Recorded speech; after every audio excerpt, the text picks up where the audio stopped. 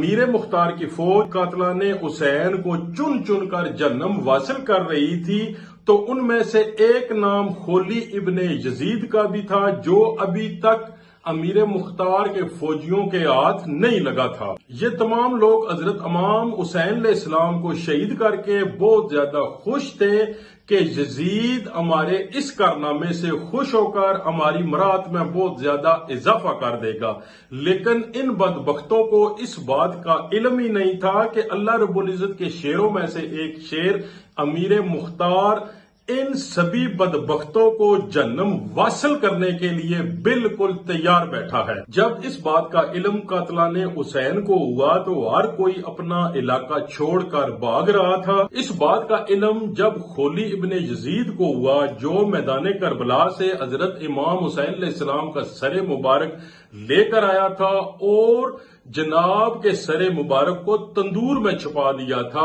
اس ارادہ سے کہ میں یزید سے اس کے بدلے بہت بڑا انعام وصول کروں گا۔ لیکن خولی کو انعام کیا ملنا تھا، اس پر امیر مختار ایک بہت بڑا عذاب بن کر نازل ہونے والا تھا۔ لیکن جب امیر مختار نے قاتلان حسین کی لسٹ تیار کروائی تو اس نے آرڈر جاری کیا کہ خولی ابن یزید کو فوراً گرفتار کر کے لاؤ۔ تقریباً 3 دفعہ فوجی خولی کے گھر اسے گرفتار کرنے کے لیے گئے، لیکن ہر مرتبہ خولی کی دوسری بیوی فوجیوں کو دروازے پر روک کر کہتی کہ میں تمہیں کتنی دفعہ بتا چکی ہوں کہ خولی گھر پر موجود نہیں ہے، وہ یہ علاقہ چھوڑ کر کئی دور بھاگ گیا ہے۔ لیکن آپ لوگ میری بات پر یقین ہی نہیں کرتے۔ ان میں سے ایک فوجی خولی کی پہلی بیوی کے پاس جا کر اس سے خولی کے متعلق پوچھتا ہے۔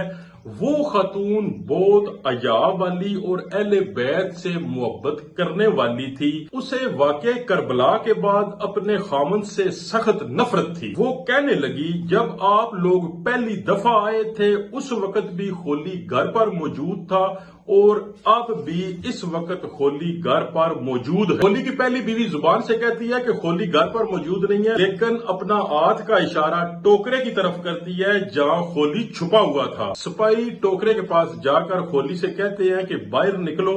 خولی جب ٹوکرے سے باہر نکلتا ہے تو اپنی بیوی کو گالیاں دینا شروع کر دیتا ہے۔ امیر مختار کے فوجی خولی کی پہلی بیوی کو بطور شہادتی اپنے ساتھ لیتے ہیں اور خولی کی دوسری بیوی کو اپنے خامد کو چھپانے کے جرم میں گرفتار کر کے اپنے ساتھ لے کر جاتے ہیں، کیونکہ وہ خولی کو بچا رہی تھی اور فوجیوں کا بہت زیادہ ٹائم ضائع کر دیا تھا۔ خولی کی پہلی بیوی امیر مختار کے دربار میں اپنے خامد کے خلاف گواہی دیتی ہے کہ میرا خامد میدان کربلا سے جناب امام حسین علیہ السلام کا سر مبارک چھپا کر گھر لے آیا تھا اور میری سوتن کو بڑے بڑے انعامات کے متعلق بتا رہا تھا کہ یہ انعامات میں یزید سے وصول کروں گا۔ اس لعنتی کو جو جی چاہے سزا دے، میں نے اپنی آنکھوں سے دیکھا ہے کہ جب خولی حضرت امام حسین علیہ السلام کا سر مبارک گھر لے کر آیا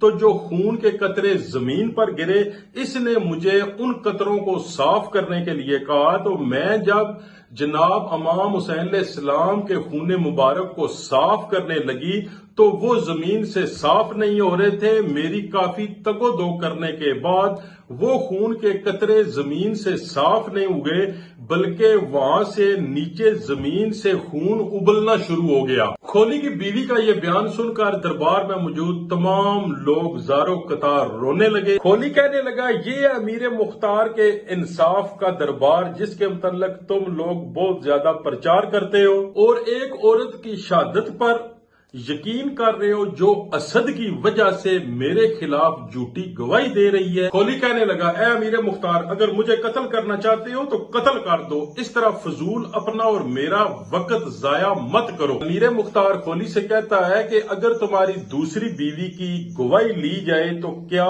تمہیں اس کی گواہی منظور ہے؟ خولی کہتا ہے کہ مجھے اس کی گواہی پر یقین ہے کیونکہ اس نے اپنی زندگی میں کبھی جھوٹ نہیں بولا اور یہ اہل بیت سے محبت کرنے والی خاتون ہے، یہ تم کو سچ بتائے گی اور اس کی ہر بات پر مجھے مکمل یقین ہے۔ امیر مختار کھولی کی بیوی سے الف لیتا ہے کہ میں جو کہوں گی سچ کے سوا کچھ نہ کہوں گی۔ کھولی کی بیوی کہتی ہے کہ یہ سچ ہے کہ یہ سر مبارک کو اپنے گھر لے کر آیا تھا اور مجھ سے کہتا تھا کہ میں ایسا مال غنیمت لے کر آیا ہوں جو کہ تیرے شامی بادشاہ کے ایک خزانے کے برابر ہے۔ اب وہ دن گئے جب میں بے پناہ دولت کی حسرت کیا کرتا تھا، اب میرے پاس اتنا مال ہے کہ ساری زندگی جوا کھیلوں اور اس جوئے میں ہمیشہ ہارتا رہوں تو میری زندگی میں یہ رقم کبھی ختم نہ ہوگی، کیونکہ جو سر میں نے تندور میں رکھا ہے